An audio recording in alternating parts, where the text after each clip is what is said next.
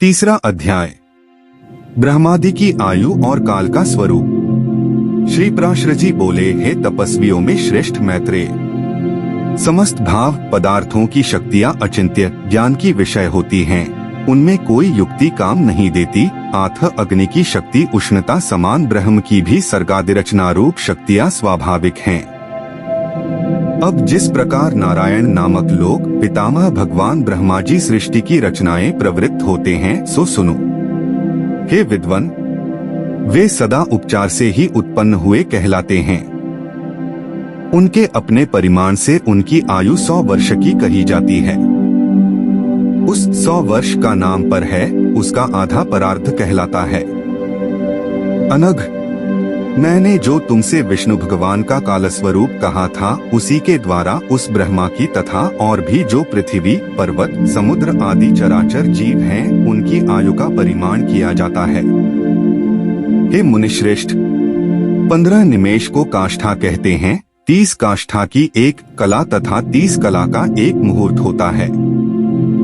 30 मुहूर्त का मनुष्य का एक दिन रात कहा जाता है और उतने ही दिन रात का 2 पक्षयुक्त एक मास होता है।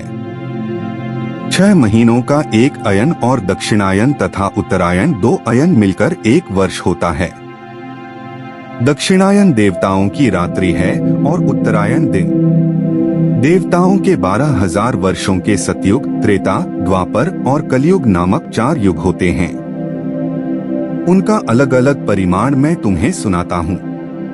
पुरातत्व के जानने वाले सतयुग आदि का परिमाण क्रमशः 4, 3, 2 और 1,000 दिव्य वर्ष बतलाते हैं।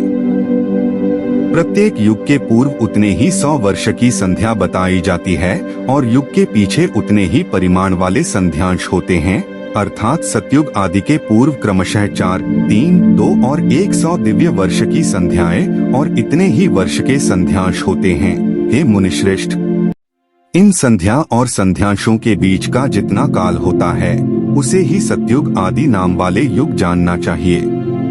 हे मुने, सतयुग, त्रेता, द्वापर और कली ये मिलकर चतुर्युग कहलाते हैं।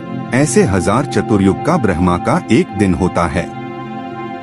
हे ब्राह्मण, ब्रह्मा के एक दिन में 14 मनु होते हैं। उनका कालकृत परिमाण सुनो। सप्तर्षि, देवगण, इंद्र, मनु और मनु के पुत्र राजा लोग पूर्वकल्पानुसार एक ही काल में रचे जाते हैं और एक ही काल में उनका संहार किया जाता है। हे सत्तम, 71 चतुर्युग से कुछ अधिक काल का एक मनवंतर होता है। यही मनु और देवता आदि का काल है। इस प्रकार दिव्य वर्ष गणना से एक मनवंतर में 8,52,000 वर्ष बताए जाते हैं। तथा हे महामुने, मानवीय वर्ष गणना के अनुसार मनवंतर का परिमाण पूरे 30,67,20,000 वर्ष है, इससे अधिक नहीं। इस काल का 14 गुना ब्रह्मा का दिन होता है।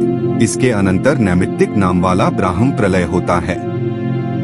उस समय भूरलोक, भुवरलोक और स्वरलोक तीनों जलने लगते हैं और महरलोक में रहने वाले सिद्धगण अति संतप्त होकर जनलोक को चले जाते हैं। इस प्रकार त्रिलोकी के जलमय हो जाने पर जनलोकवासी योगियों द्वारा ध्यान किए जाते हुए नारायण रूप कमलयोनि ब्रह्मा जी त्रिलोकी के ग्रास से तृप्त होकर दिन के बराबर ही परिमाण वाली उस रात्रि में शेष शय्या पर शयन करते हैं और उसके बीत जाने पर पुनः संसार की सृष्टि करते हैं। इसी प्रकार पक्ष, मास आदि गणना से ब्रह्मा का 1 वर्ष और फिर 100 वर्ष होते हैं। ब्रह्मा के 100 वर्ष ही उस महात्मा ब्रह्मा की परमायु हैं।